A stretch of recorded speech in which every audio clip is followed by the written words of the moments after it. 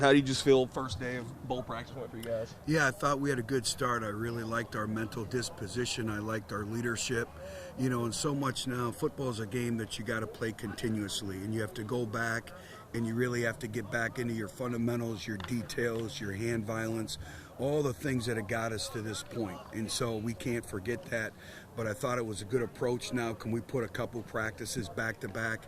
It's getting in football condition. It's all those things that go into being able to play your best performance. Is it a little different playing an earlier bowl game, a later bowl game? I know you've had both. Yeah, it's different. When you play a January 1st or January 2nd, you got to methodically place your practices out, where this year it's a little more challenging because you're also in the middle of recruiting, you're in the transfer portal, and you're also practicing. And the most important thing is our current football team and working to play our best football against a real quality opponent on the 23rd. But it is different, but we made a commitment to this team to really be here. But there's times where I'll fly out, go do a home visit, and come back. So we need to get back into playing football, and I thought today was the first step in being able to do that. I know obviously the plan before heading off to Montgomery is kind of getting a bulk of kind of the game plan installed before you guys leave for Alabama. Yeah, I think the biggest thing is having the game plan all intact when you arrive at the bowl site. Then that, there's no anxiety in terms of getting the game plan in. So we'll spend this week, we'll have our full entire game plan here in Jonesboro, and then when we hit Montgomery, it's more of polishing up and staying game ready with live game reps on your game plan at the bowl site.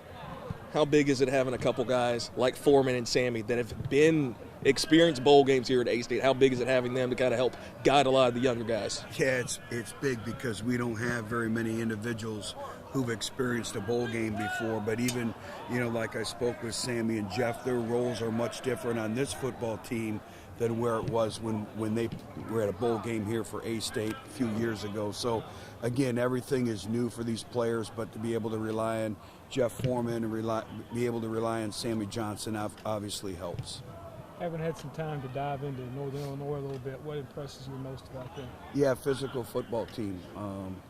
Competed against them when I was at Central Michigan. Same type philosophy. It's really a program mentality. They have a 1,200-yard rusher, very, very talented up front, big, good quarterback who was a starter at Michigan State, good on the perimeter where they can beat you with the deep ball, and then defensively, big up front, mix their coverages up. So this is a talented football team, and if you really watch the progression of their team, they're playing, some of the best football in the MAC at the end of the year.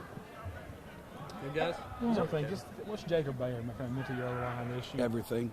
Changed the culture of the room, brought everyone along with him, leadership, mentality, walked in and kind of earned his spot, but he earned the respect every single day.